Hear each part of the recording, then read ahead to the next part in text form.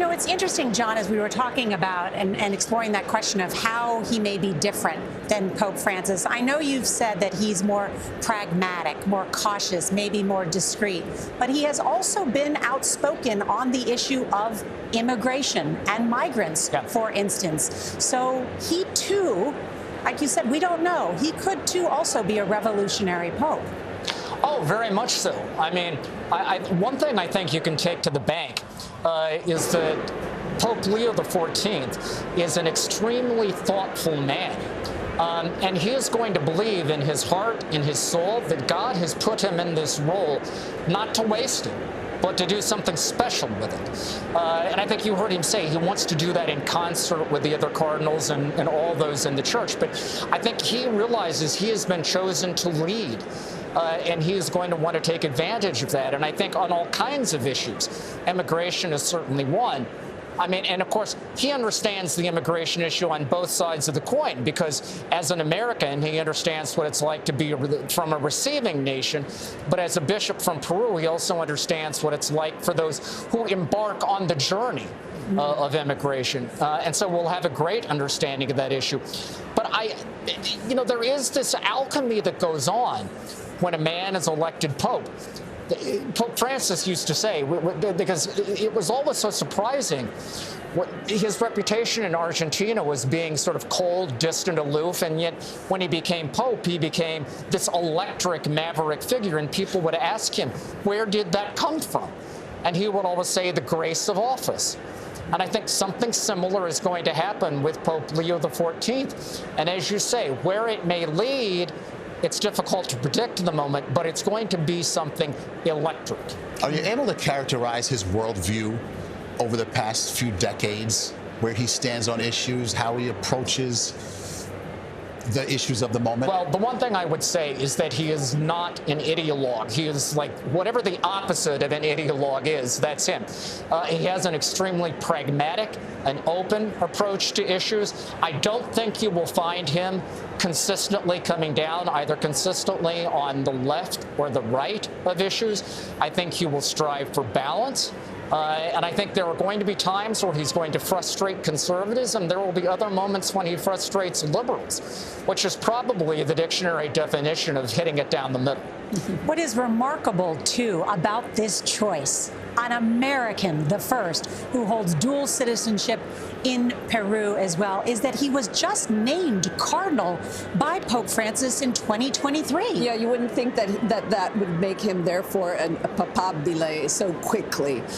So it seems to me also the American factor is very interesting here, because common wisdom has always been no, an American is too black and white. An American doesn't have that nuance that we have here in the Italian Vatican in order to be part of the Curia even, and to understand how these things work.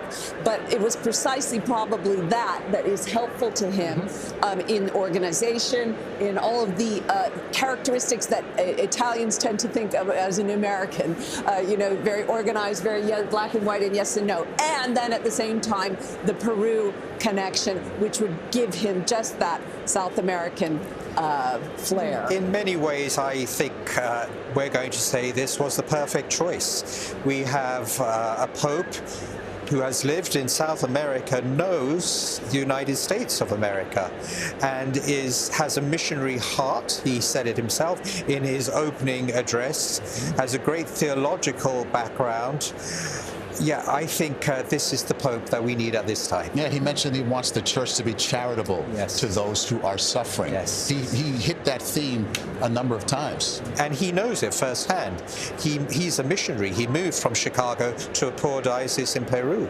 He knows his people. He knows their needs. He himself, he quoted St. Augustine, which I thought was very interesting. He said, "With you I am a Christian, for you I am a bishop." In other words, I am one of you. Yeah. We have talked about that he speaks 5 languages, and as we've seen the Holy Father travel around the world, Pope Francis was prolific in his travel. I guess we should note the languages that he speaks. In addition to English, he speaks Spanish, which we heard him speak today, Italian, we heard him speak that, French, Portuguese, and then, as I mentioned, he can read Latin and German. How important is that when you go and travel around the world?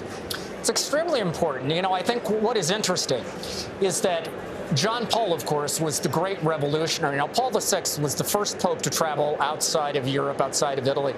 But John Paul II, of course, put papal travel on the map, right? 104 trips to 129 different countries. He traveled 2.5 times the distance between the Earth and the Moon during the course of his almost 27-year papacy. Incredible. And at the time, people thought maybe that was a unique charism of John Paul II.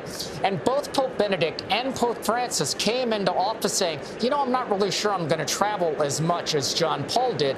And they both ended up taking trips at the same exact annual clip as John Paul, because what they discovered is that travel is an absolutely indispensable tool for a pope to make himself present to the people.